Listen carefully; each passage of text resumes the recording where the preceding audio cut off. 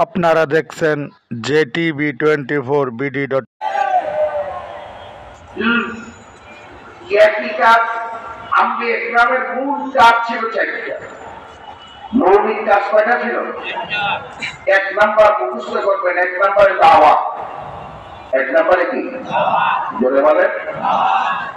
অনেকেই বলে চরমনাইতে দাওয়াত নাই, এরকম বলতে চাই কি চায় না? ওই চরমনাইওয়ালারা দাওয়াতের মেহনত করে না, দাওয়াতের কাজ করে না। আচ্ছা, এইখানে আপনারা যারা আসছেন এর মধ্যে এরকম একটা লোকও কি নাই যে আগে নামাজি ছিলেন, চরমনের হুজুরের সোহবতে যাওয়ার পরে নামাজি হয়েছেন? একজনও নাই এইখানে। কে কে আছেন একটু আস্থা গান করবে? আচ্ছা, হাতটা জায়গায় রাখেন। যারা এখানে চরমনের মুরিদ না তারা একটু হাত তুলে তাকায় দেখেন। আচ্ছা, আপনারা যে নামাজ ধরছেন এটা কি চরমনের হুজুরের দাওয়াতেই তো ধরছেন? কি ঠিক আছে না? আচ্ছা, যদি দাওয়াত না থাকে, এই বেনামাজি বেটা আচ্ছা এসেছিল নামাজি চরমনের হুজুরের শুরু করতে দেয়, তাহলে যারা বলে চরমনাইতে দাওয়াত নাই তারা মিথ্যাবাদী, তারা মিথ্যা কথা বলে। তাদের মাথায় যে টুপি আছে, ভাই টুপি বহুত জুতা চড়ায় আর টুপি মাথায়, অনেক সুদ করে ঘুষ করে নাও টুপি মাথায় কথা বেটা। ওই টুপি মাথায় দিলেই মিথ্যা বলবে না, ব্যাপারটা এরকম। যারা বলে যে চরমনাইতে দাওয়াত নাই তারা মিথ্যাবাদী, মিথ্যা কথা বলে।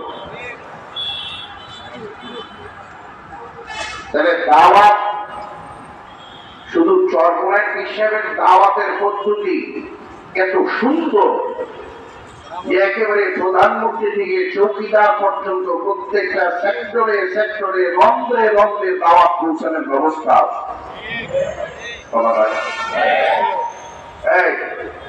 রিক্সাওয়ালা যদি মেয়র সাহেবের দাওয়াত দিতে থাকে লাভ করছে, যেটাই যুক্তি দেবো না কথা দেখে মেয়রের চেহারাই তো দেখতে পাবো। রিক্সাওয়ালা দারোয়ান পর্যন্ত আমি ভাই ভাই ঘুঘু দিয়ে কোনোদিন বট শিকার হয়, আবার বট দিয়েও কোনোদিন ঘুঘু শিকার হয় কথা দেখে। যে যেই মেজাজের মানুষ, ওই মেজাজের মানুষ দিয়ে তার কাছে দাওয়াত পাঠাইতে হবে, তাহলে দাওয়াত গ্রহণ করবে, কবুল করবে, এই দাওয়াতের একটা গ্রহণযোগ্যতা পাবে কথা দেখে না ভাই। রাজনৈতিক নেতার কাছে চানাচুরের দোকানদারের দাওয়াত দিয়ে পাঠাইবে, সে ধমক দিয়ে উড়িয়ে দেবে, সেটা গুরুত্ব দিয়ে শুনবে না।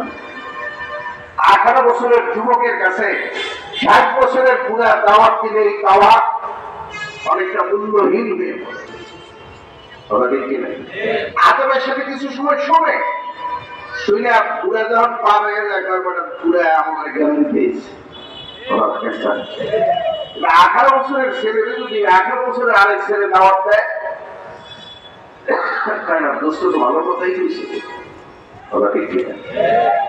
এই জন্য যুবক দিয়ে যুবক ধরা হয়, রাজনৈতিক নেতা দিয়ে রাজনৈতিক নেতাদেরকে তাদের ভাষায় দাওয়াত দিতে হবে কথা দেখে। আবার সাধারণ মুসল্লি যারা আছে সমাজের, তাদেরকে ওইভাবেই ওই ভাষাই দাওয়াত দিতে হবে।